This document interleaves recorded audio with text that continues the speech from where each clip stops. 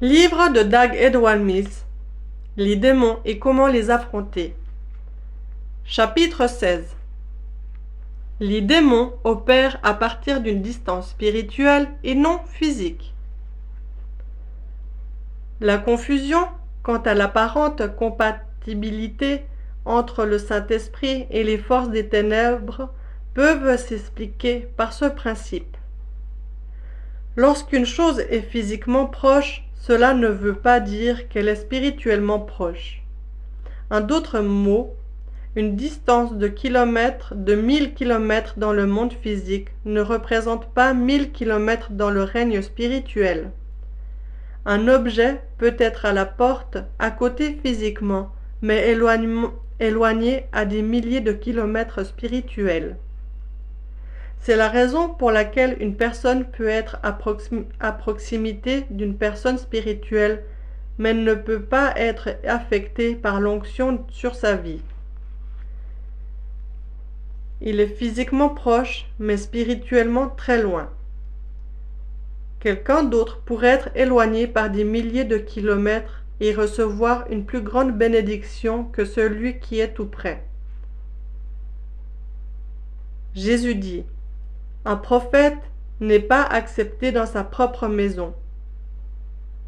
Cela signifie que les dons de prophète ne peuvent pas affecter spirituellement les personnes qui sont à proximité. Le don et l'onction du prophète semblent fonctionner sur les personnes qui sont physiquement plus éloignées de lui. D'une certaine manière, la familiarité augmente la distance spirituelle entre celui qui a l'onction et celui qui doit recevoir l'onction.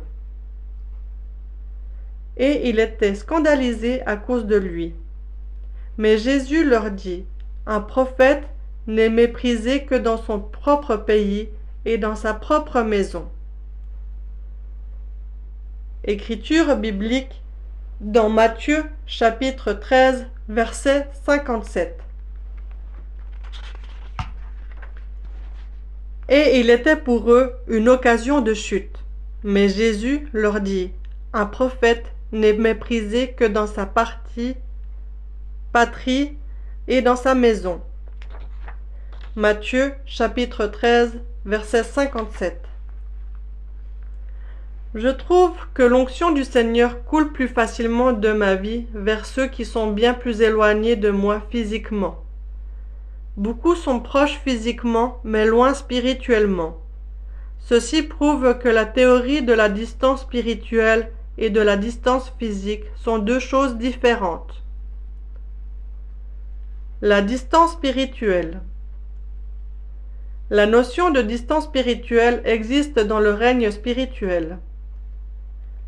Jésus a dit un jour à un homme qui est venu à lui: tu n'es pas loin du royaume. Écriture biblique dans Marc chapitre 12 verset 34. Jésus voit que le maître de la loi a répondu de façon intelligente. Alors il lui dit: tu n'es pas loin du royaume de Dieu. Marc chapitre 12 verset 34. Cette parole prouve que vous pouvez être loin ou près du royaume. D'autres passages parlent de se rapprocher de Dieu. S'approcher de Dieu n'est pas un acte physique. Mais Dieu est un esprit et ne peut être approché par aucune manœuvre physique ou naturelle. S'asseoir à côté d'un homme de Dieu ne vous rapproche pas de lui spirituellement. En effet, une personne assise à 6000 km loin de lui pourrait être plus proche que vous assis à ses pieds. Écriture biblique dans Psaume chapitre 65 verset 4. Heureux celui que tu choisis et que tu admettes en ta présence, pour qu'il habite dans tes parvis. Nous nous rassasierons du bonheur de ta maison, de la sainteté de ton temple. Ce passage parle de la bénédiction d'un homme qui est autorisé à s'approcher de Dieu. Dieu choisit ceux qu'il admet dans sa présence. Certaines personnes sont plus proches de Dieu que d'autres. Il se peut que nous soyons tous physiquement à New York City, mais les meilleurs amis et serviteurs de Dieu pourraient être seulement à 5 mètres spirituels de la présence de Dieu. Alors qu'un autre chrétien également à New York pourrait être à 5000 km de la présence de Dieu. Le fait d'être physiquement à côté d'un hôtel maléfique ou de la maison d'un sorcier ne signifie pas que vous êtes spirituellement proche de ces choses maléfiques. Vous en êtes spirituellement éloigné à moins que vous vous ouvriez vous-même à ces choses. Ne donnez pas accès au diable. La même personne peut être remplie de l'Esprit de Dieu et en quelques minutes être contrôlée par des esprits mauvais. Ceci est possible parce que dans l'espace de quelques minutes, cette même personne peut se déplacer très loin spirituellement, bien qu'elle soit physiquement dans la même position. C'est ce qui est arrivé à Pierre, et cela explique comment Jésus l'a appelé Pierre, et quelques minutes plus tard l'a appelé Satan. Je me souviens avoir lu une histoire à propos d'un serviteur de Dieu qui se dédoublait entre deux esprits. Dans un livre de Kenneth Hagin a déclaré qu'il tenait une réunion dans une certaine ville et résidait dans la maison d'un homme d'affaires riche qui était membre de l'église dans laquelle il prêchait. L'homme possédait un centre commercial et y avait un énorme succès en affaires. L'homme d'affaires a demandé à Kenneth Hagin s'il connaissait un certain frère qui était aussi un serviteur de Dieu.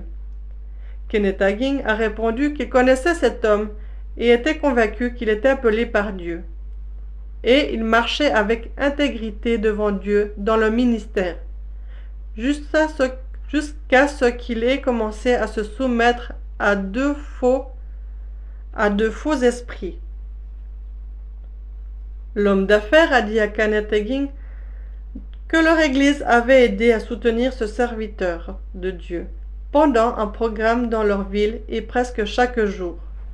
Ce dernier venait à son bureau et ils discutaient et sortaient ensemble pour déjeuner.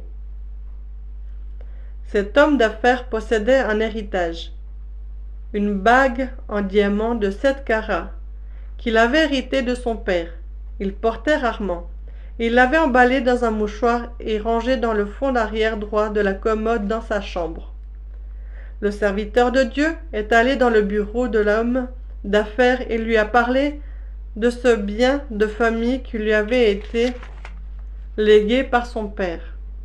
Il a décrit en détail l'homme d'affaires où cet objet était gardé et lui a dit que Dieu voulait qu'il lui donne cet héritage. L'homme d'affaires a naturellement pensé que cela venait de Dieu, puisque cette révélation était surnaturelle, et sur ce, il a remis le bien de famille au serviteur de Dieu. Mais cet homme d'affaires a commencé à se poser des questions quand ce serviteur de Dieu a commencé à maudire quelqu'un qui l'avait énervé dans son bureau.